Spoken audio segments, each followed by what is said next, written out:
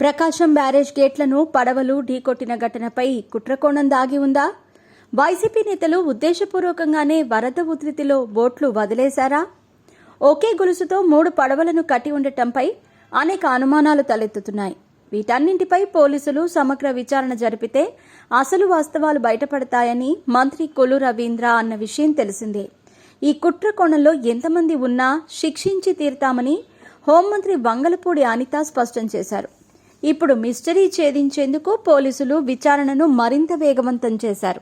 ఈ నెల 1వ తేదీ రాత్రి ప్రకాశం బ్యారేజీకి రికార్డు స్థాయిలో 11.47 లక్షల క్యూసెక్కుల వరద నీరు వచ్చింది. అదే సమయంలో బ్యారేజీకి ఎగువన గొల్లపూడి నుంచి 5 ఇనుప బోట్లు కొట్టుకొచ్చాయి. ఇందులో 3 బోట్లు బ్యారేజీ గేట్ల వెనుక ఉండే కౌంటర్ వెయిట్లను బలంగా ఢీకొట్టాయి. అవి ప్రస్తుతం బ్యారేజీ 67, 69వ ఖానాల వద్ద చిక్కుకొని ఉన్నాయి. ఈ 3 బోట్ల యజమాని పేరు ఉషాద్రి.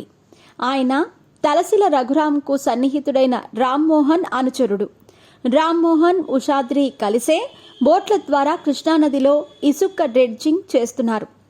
5 బోట్లలో 3ంటిపై వైసీపీ రంగులు వేసి ఉన్నాయి. అందులోనూ ఒకదానికొకటి ఇనుప గొలుసులతో అనుసంధానించారు. సాధారణంగా బోట్లను ఇలా ఒకదానికొకటి కట్టరు. ఎందుకంటే ఒకటి కొట్టుకుపోతే మిగిలినవన్నీ కూడా కొట్టుకుపోతాయి.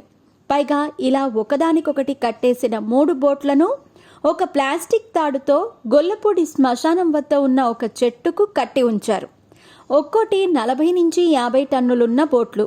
పైగా 3ంటిని ఇనుప గొలుసులతో కట్టి అసలైన లంగరు మాత్రం ప్లాస్టిక్ తాడుతో వేయటం అనుమానాలకు తావిస్తోంది. దీనికి బలమైన తాడు కూడా వాడలేదు. కృష్ణానదిలో వరద పెరుగుతోందని, బోట్లను పగడ్బందీగా కట్టి ఉంచాలని స్థానికులు హెచ్చరించినా పట్టించుకోలేదు. చివరికి 3 బోట్లు కలిసికట్టుగా వచ్చి ప్రకాశం బ్యారేజీని ఢీకొట్టాయి. మరో 2 బోట్లు కొట్టుకురావటానికి కారణం ఈ 3 బోట్లేనని, ఇవి ఢీకొనటంతో అవి కూడా నదిలోకి కొట్టుకొచ్చాయని పోలీసులు నిర్ధారించారు. ఈ ఘటనలో రామ్మోహన్, ఉషాద్రి నిర్లక్ష్యం స్పష్టంగా కనిపిస్తోందని పోలీసులు నిర్ధారించారు. వీరిద్దరికీ నందిగం సురేష్, తలసిల రఘురాంలతో సంబంధాలున్నాయని తేల్చారు. వైసీపీ అధికారంలో ఉన్నప్పుడు అప్పటి బాపట్ల ఎంపీ నందిగం సురేష్ జగన్కు అత్యంత సన్నిహితుడు. ఎమ్మెల్సీ తలసిల రఘురాం కృష్ణానదిలో ఇసుక దందాను బాగా కొనసాగించారు. ఎలాంటి అనుమతులు లేకుండా ఇనుప బోట్లను నదిలో తిప్పుతూ ఇసుకను ఒడ్డుకు చేర్చేవారు. ఈ వ్యవహారాలు నందిగం సురేష్, తలసిల రఘురాం కనుసన్నల్లో జరిగాయన్నది బహిరంగ రహస్యం. వైసీపీ ప్రభుత్వ హయాంలో ఈ బోట్లు నదికి ఆవలన ఉద్దండరాయనిపాలెం వైపు నిలిపి ఉండేవి. అక్కడి నుంచే కార్యకలాపాలు నిర్వహించేవి. ఇటీవలే ఇవి గొల్లపూడి వైపు వచ్చాయి. దీనిపైన అనుమానాలు తలెత్తుతున్నాయి. కౌంటర్ వెయిట్లకు జరిగిన నష్టంపై Krishna river conservation KRC EE PVR Krishnarao Vijayawada 1 town పోలీసులకు ఫిర్యాదు చేశారు. ఇన్స్పెక్టర్ గురుప్రకాష్ ఈ ఫిర్యాదుపై క్రైమ్ నెంబర్ 171/2024తో IPC section 336 rash and negligence కింద, పీడీపీపీ యాక్ట్లోని సెక్షన్ 3 కింద కేసు నమోదు చేశారు. బ్యారేజీ వద్ద కౌంటర్ వెయిట్ల ఏర్పాటును పరిశీలించిన జలవనరుల శాఖ మంత్రి నిమ్మల రామానాయుడు బోట్లు ఢీకొన్న ఘటన వెనుక కుట్ర ఉందన్న అనుమానాలు వ్యక్తమవుతున్నాయని చెప్పారు. దర్యాప్తులో అన్ని విషయాలు బయటపడతాయని అభిప్రాయపడ్డారు. నదిలో చేపల వేట సాగించడానికి మత్స్యకారులు చెక్క బోట్లను ఉపయోగిస్తారు. ఇసుకను తరలించడానికి ఇనుప బోట్లను ఉపయోగిస్తారు.